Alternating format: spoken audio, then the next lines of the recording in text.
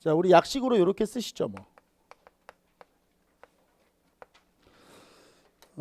조금 뭐 이게 성인분들한테 이게 따라하라고 그래서 좀 그런데 빈 공간이 많이 없죠. 근데 앞권이라서 이게 막 타이트해가지고 책이. 자, 좀 따라줘 한번 해보시죠. 따라 해보세요. 청동은 귀하다. 한 번만 다시. 청동은 귀하다. 그리고 이제 제 얼굴 좀 봐주세요. 청동은 귀하기 때문에 청동기 시대가 되어도 일반 생활용품이나 농기구들은 여전히 돌로 만들어져요. 무슨 얘기인지 이해되시죠? 그러니까 청동은 귀한 거라서 일반 생활용품이나 농기구들은 뭘로 만들어질 수가 없는 거예요? 청동으로 만들어질 수가 없다. 우리가 저번 시간에 제가 다이아몬드 쟁기 이런 건 없다고 그랬죠? 다이아몬드 삽. 그쵸? 여기다 한번 그대로 써볼게요. 청동은 귀하다. 그래서 청동제 농기구는 있다 없다? 없다. 근데 여기서 좀 주의하셔야 될 게 또 하나 있는데 뭐 여러분들 아시겠지만 뭐 경찰 문제 정말 지저분하지 않습니까? 그렇죠?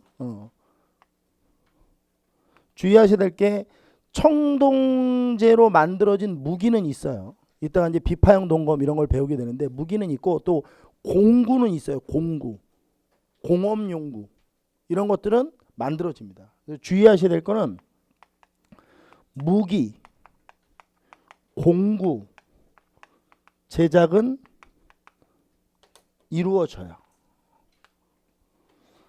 자, 그 다음 볼게요. 이것도 좀 따라해 주시죠. 철은 흔하다. 한 번만 다시 해주세요. 철은 흔하다. 철은 흔하기 때문에 철기 시대가 되면 모든 게 다 철로 바뀌어요. 모든 게 다.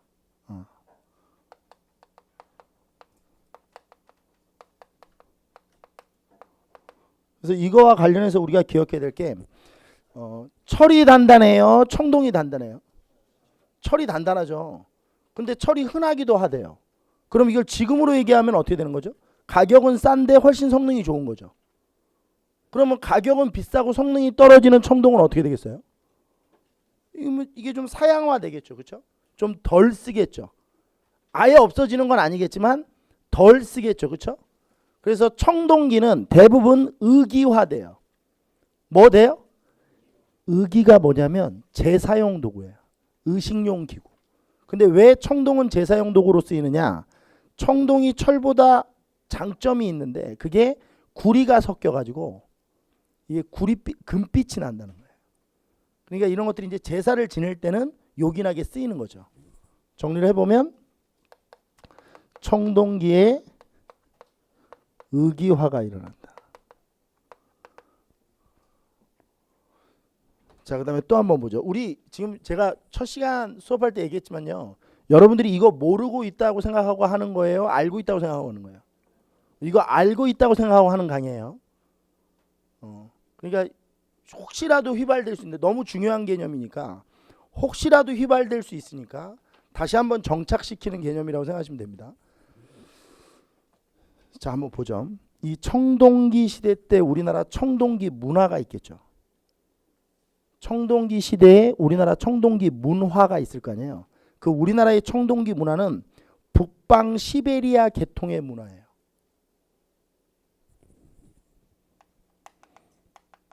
북방 시베리아 계통의 문화다.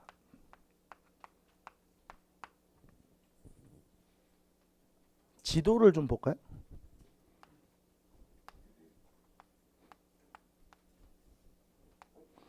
북방 시베리아가 어디예요? 뭐 여기 어디 되겠죠? 그러니까 요 문화를 공유하고 있는 거예요. 이 북방 시베리아 계통의 청동기 문화를 공유하고 있다 이렇게 보시면 돼요. 그리고 수험생분들이 제가 전에도 한번 얘기를 이걸 했는데 수험생들이 공부할 때 이게 좀 까다로운 게 이 만리장성 이 밑에 쪽만 우리가 중국이라는 표현을 씁니다. 이쪽은 중국이라는 표현 안 써요. 나중에 독립운동사 공부할 때도 이쪽은 만주, 간도 이런 표현을 쓰죠. 그러니까 중국은 여기를 중국이라고 하는 거예요. 우리가 국사 공부하실 때 여러분들이 그러니까 이쪽은 선생님 여기도 중국 아닙니까? 이러시면 안 돼요. 여기는 북방 시베리아 계통 이렇게 얘기를 하고 북방 시베리아 계통의 영향을 받은 청동 무기가 하나 있어요. 그게 이제 비파형 동검이에요. 비파형 동검은 실제로 국립중앙박물관에 가면 볼 수 있는데 이게 되게 커요. 그러니까 우리나라 체형이 안 맞는 거야. 이게 누가 쓰던 동검이에요. 저 위에 북극곰 애들이 막 이렇게 막 털 나고 이런 애들 있잖아요. 이렇게. 막 만져주면 좋아하고 이런 애들. 털 막 본 적 있죠? 비파형 동검.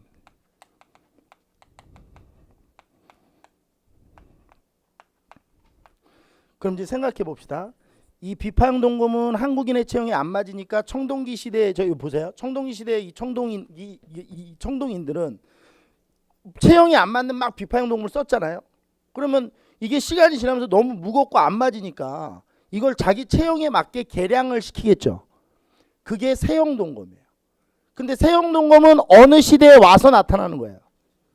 철기 시대에 와서 나타나요. 이게 이 비파형 동검이 시간이 지나서 철기 시대가 되면 이게 세형 동검으로 바뀐다는 말이죠. 세형 동검의 이 세자는 무슨 세자냐면 가늘 세자예요. 그러니까 동검이 어떻게 된 거예요? 가늘어진 거죠. 이거는 누구의 체형에 맞춰진 거예요. 한국인의 체형에 맞추어진 거예요. 그래서 이 세형 동검을 학계에서 뭐라고 하냐면 한국식 동검 이렇게 부르죠.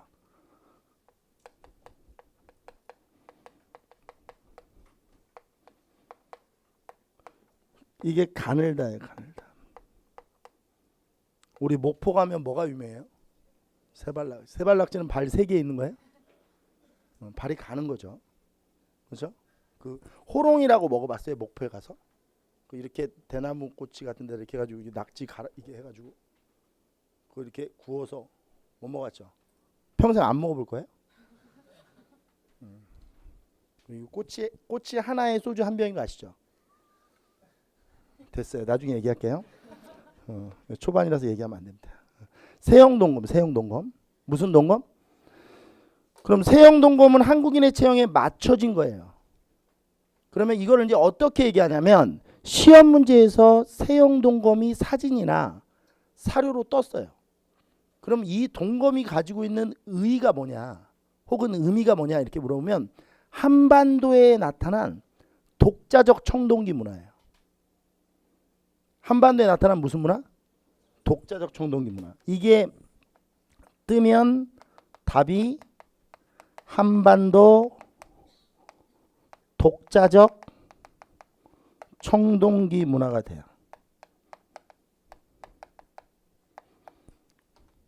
자, 여기서 우리가 살펴봐야 될 게 하나 있어요. 자, 여기 보세요. 선생님, 이 철기인데요. 왜 청동기 문화예요? 이런 말 하면 돼요, 안 돼요? 안 되죠. 이런 질문하면 큰일 나요. 제가 저번 시간에 했죠. 저희 어머님 농사지시거든요. 저희 어머님은 신석기인이 아니에요. 저희 어머님은 아이폰 7 써요. 저희 외삼촌은 어부세요. 구석기인이 아니에요. 그러니까 제가 얘기하는 게 뭐냐면 철기 시대 때도 무슨 문화는 나타날 수 있어요. 그렇죠. 청동기 문화는 나타나죠. 청동기 시대 때 철기 문화는 나타날 수 없지만 철기 시대 때 무슨 문화는 나타날 수 있어요. 청동기 문화는 나타날 수 있죠. 근데 여기서 중요한 건 청동기 문화예요, 독자적이라는 말이에요. 그렇죠. 그럼 이거 해석하면 청동기 시대 때 비파형 동검과 같은 청동기 문화는 독자적인 거예요, 독자적이지 못한 거예요. 이건 독자적이지 못한 거죠. 이건 누구의 영향이에요? 그냥 이게 얘네들 영향받은 거예요. 그건 이건 독자적 동검이 아니죠. 이건 독자적인 게 아니야. 이게 독자적인 거죠. 이해되셨나요? 그리고 여기 보세요. 그리고 이 세형 동검이 나오면 항상 짝꿍처럼 같이 쫓아다니는 새끼가 있는데 그게 거푸집이에요. 이 거푸집도 청동 주조 틀이거든요. 근데 이것도 분명히 뭘 찍어내는 틀이에요. 청동 찍어내는 거죠. 근데 시대는 언제예요? 그 이런 게 시험에 나오는 거죠. 동검인데 시기가 뭐예요? 철이죠. 청동을 찍어내는 주조 틀인데 시대는 뭐예요? 철이죠. 그런 게 나오겠죠. 시험 문제는. 거푸집이에요. 거푸집. 거푸집과 세형동검이 나오면 답은 뭐라고요? 다시 한번 답은 뭐라고요? 한반도 독자적 청동기문화. 이 한반도 독자적 청동기문화는 어느 시대에 나타나는데요? 철기시대 와서.